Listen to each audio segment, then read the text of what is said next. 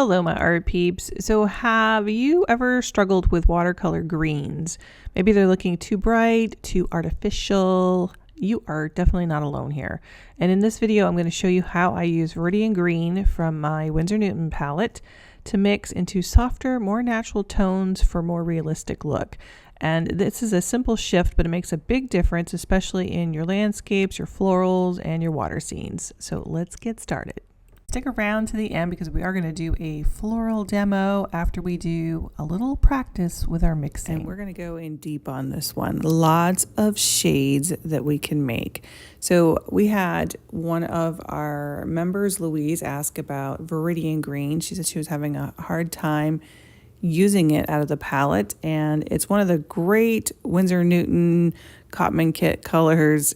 Comes in 12, and I just want to cover with you all of the different greens that you can mix, and we're only going to touch the surface on this one. Let's get into it.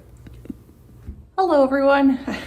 All right, I thought I would share with you guys this morning my favorite kit that I use for probably the first 5 years. This is a little Winsor Newton kit, and this is why I recommend this to new watercolorists, my new students, because it's only 12 colors. I'll open it up here for you. It's going to teach you how to mix, and it's going to teach you about water ratio. I think tube paints are great. I love tube paints, and I use tube paints usually with my bigger paintings, so I don't have to mix quite so much. But as a beginner, I think mixing and learning your water ratios is so important. You skip that process. Plus, if you are a oil painter or an acrylic painter, you have a tendency to use a lot more paint because we're used to it as, you know, squirting a big amount of acrylic or oil to get what we need. But with watercolor, it's like a very, very, very tiny amount.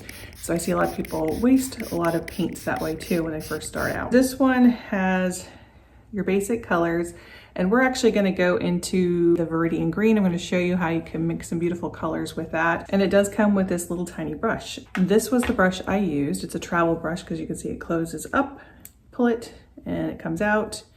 And you attach it to the top there, push down, and you have a little travel brush. So that way your brush doesn't get all messed up when you're out playing or painting or you're taking it with you. So I used this brush, and I used an oval wash brush, a 3/4 inch brush. Those are the only two brushes that I needed for the first 5 years of painting. I think people tend to buy tons of stuff because we're excited, but you need to learn those basics before, and then you can start adding some of those other little things in there. And I know when we see things on YouTube, it's like, oh, I want one of those, I want one of those. I didn't buy stuff until recently, actually, when I started my YouTube channel and I did Patreon, because I had students asking me about certain brushes. I had companies reaching out for me to try things and just give a review on YouTube. Kind of learned some other products by doing all of that, but I just want to tell you, you don't need all of those fancy things, especially when you're beginning, or if you're using it as craft, hobby, or you don't have a whole lot of extra income to be able to buy all those things. This little Winsor Newton kit comes with a brush. Get yourself a round for starting out, like a number 8, maybe number 10, 12, a fairly good size wash brush, rather than the oval wash brush, which is what I started with. And it was just because they're inexpensive. And then we did Party Painter. My mom and I created a little business once I got going into painting, and they were inexpensive brushes. So that's why we had this brush and the oval wash brush. And I think it was Simpson was the one that we used, or Simmons maybe. But I would probably do a round now that I have been painting for 20 plus years. And a detail brush, fine brush, doesn't have to be this small, but this one comes with the kit. And I think the kit is around, you can get it on sale. You can sometimes get it for around $19, sometimes even $15 if it goes on sale. I've had it as low as $13 and as high as like $25 or $28. So it's kind of all over the board, but I'll give you guys a link to it. So it also comes with a Chinese white, which I very rarely use. It has an umber, a sepia, a yellow ochre, a cad yellow, Viridian green, a lemon yellow. So it's got the warm colors and the cool colors. This is the cad red, this is alizarin crimson, ultramarine blue, and a phthalo blue, or I think they might have changed the blues out a little bit. And maybe I've seen it with cobalt blue in there, I think. But anyway, so you get your warms and your cools. You can mix anything from this. And today we're gonna play around with, like I said, the Viridian green, because I know Viridian green people are like, what do I use that color for? Beautiful for waters like the ocean blue water or Caribbean waters. You can use a spritzer bottle, but sometimes I'll just do this and I'll make a little puddle, a little bit more than I usually do, but you can always drain it a little bit. Once you get in there, you can see when you get that wet, you can get a really nice juicy color going. And I think a lot of times people spend a lot of time trying to mix the paint and they don't use a lot of water. Water is the key. Now you're gonna play around with that consistency, of course, because you've already got a color going in here. So like sap green, you can see that's pretty light. And you'll notice I have little circles in all of these just about because I kind of drill a hole down in the middle of it. But you can see I can get a much darker color. I keep working that same puddle and I can get a nice mixture by doing that. So that's a pretty intense color. Let me just grab a piece of paper here real quick. I was doing a little 1 minute dog. This is my little chubby dog. Look at that, nice bright green. So we're gonna play with the greens a little bit more today because I want to teach you how you can mix your greens to make them look a little bit more realistic, and we're gonna do that with just this kit. Let's jump in. Louise on YouTube asked me what to do with Viridian green. She said that, you know, it comes in those kits and she doesn't know what to do with it. Is there any way you can make the greens more palatable? And this is what Viridian green looks like. Let's just go ahead. It's very vibrant, very bright, beautiful for ocean greens. And I use this in my my wave tutorial that I had up on my my channel. So let's just mix a bunch of it in here. So we have this beautiful green. Isn't that pretty? So the lighter that you get that, actually I can just show you my water. Look how gorgeous that water is as far as colors for a beautiful ocean green. But if you're doing something more natural, you want something for like landscapes, things like that, you can add a little bit of sienna to that. A little bit more. Really got to get that going in there. I do need a little bit more sienna to tint that. As you can see, I'm getting a little bit better green now, more of a sap green or more of a natural, kind of leaning towards the olive greens. Let's just do a little more in there.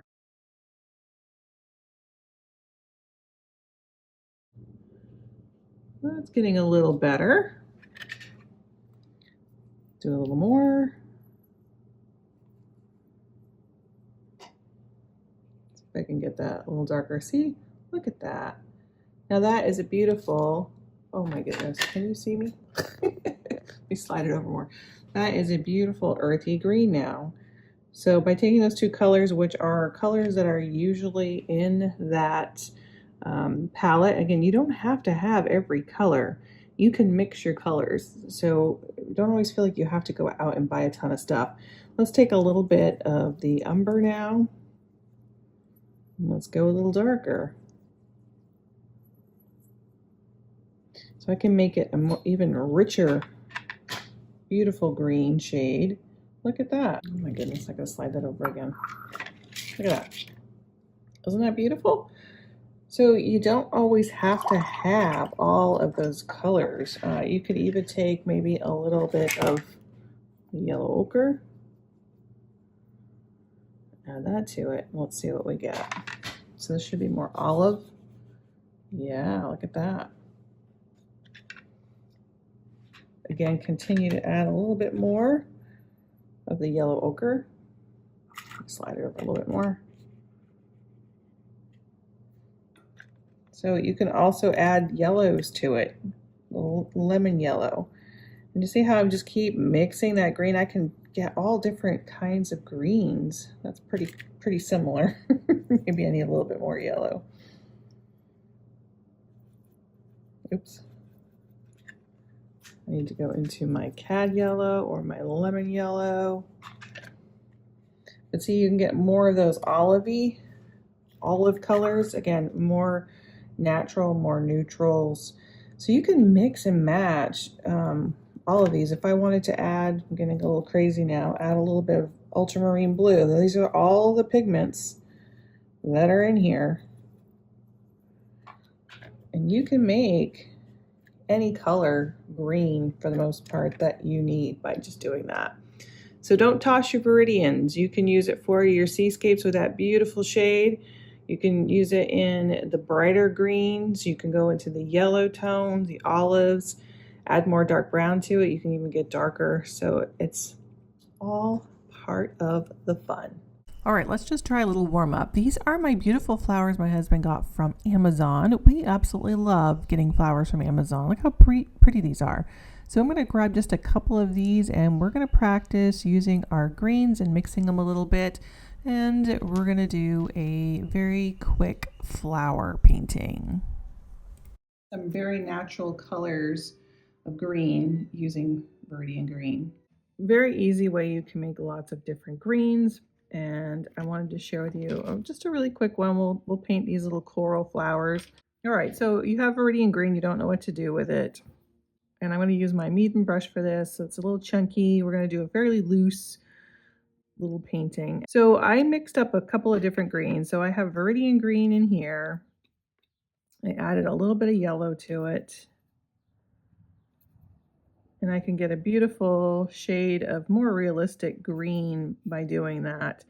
I can even add a little bit of this umber or sienna or umber to get that nice darker shade. So I'm going to do the same thing in this little puddle here. So bright green, not this color green at all. By adding some yellow to it, I get a very nice light shade. So we're going to start with, I think, just having a few green stems coming up. I'm going to use actually the lighter shade first. So we've got this one kind of coming up here very lightly. It's got these little wispy kind of shapes coming out. Okay, and it's got like a little bud here and a bigger bud here. Keep it really simple. I think it's more this shaped. There we go. And we have another one coming up this direction.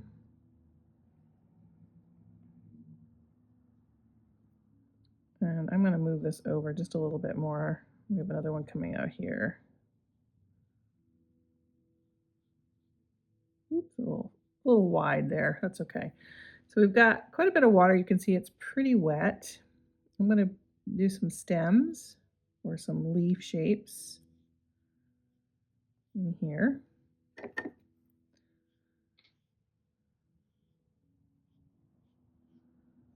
Okay, there, that's all we really need. And then we have this greenery with some yellow coming out on this side. Again, I'm going to just dot it.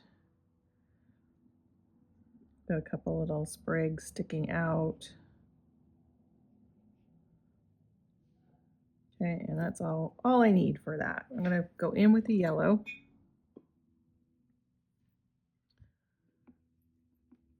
And we're just going to dot. Kind of an illusion. I've got a little green in there, but that's all right. It reflects.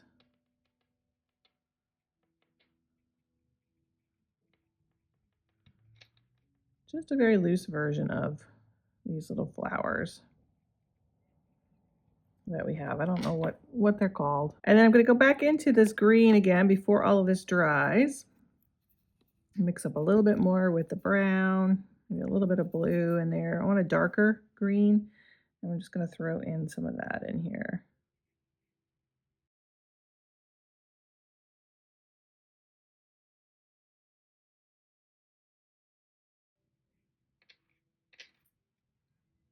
And a little bit in here. Not everywhere, but again, just in a couple of spots. Okay.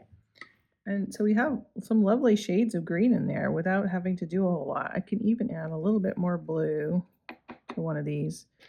I might wait for this to darken a little or dry a little bit, but I could drop in a little bit of blue in with that green too. And you can see how natural all of this looks.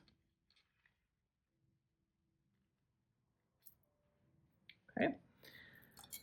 I'm going to go with this even wet no big deal. And I need a corally shade, which I'm going to use. I think the closest I have in this one would be this orange.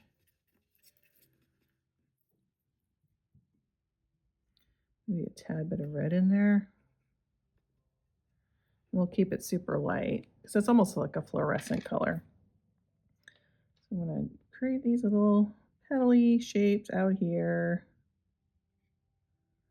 Again, I don't want to touch my green too much because it's going to muddy everything, but that's all right. I could dry this if I wanted to, but we're going to keep it loose. Kind of that 5-minute warm-up thing. And that brush does hold a lot of water, so you can see I have a lot more water on my paper than maybe I might normally have. So we can lift some of this up a little bit and make it a little lighter.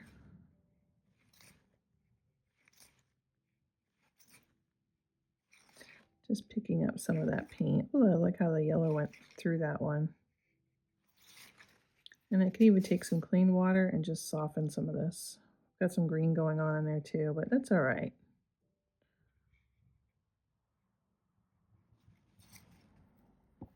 But a very quick little version of that. We can go in with a little bit stronger pigment now. Just drop in some excess. Because when that dries, it's going to be quite light. I can switch to the little brush, that detail brush that comes with the Winsor Newton kit. And again, if I want to add a little bit more blue to that, oops, a little bit of brown. Look at that rich, rich, rich color I can get. A very dark, dark, dark green. So there, like I said, there's so many color combos that you can do with this. And we can put in just a few more details in here if we want. And I'd love to get all of those different values in here. When you are working with watercolors, sometimes we don't get a dark enough value or enough values in there. So that's why I'll throw in just a few more colors once I have dried it, and I can glaze on top. And do the same thing with a little bit brighter orangey red. And it has, I mean, this almost looks like that anyway. We've got the color pretty close, actually. But it has maybe some little lines that kind of come up and around from underneath. And I don't need a lot. You just need a few just to get your eye to fill in the rest where it just goes, oh, okay, there's a little bit darker value under here, but I don't need a lot. A little goes a long way. And I could even do the same thing, take a more muted yellow or ochre. See just a tiny bit in there, not a lot, but I can put in, again, just a few darker spots. I see a little bit maybe on the underneath of some of those little flowers. But we're just giving it the illusion, not necessarily painting every single thing, right? You can even come out with just that yellow outside if I want to expand it a little bit more. Make it a little bit bigger.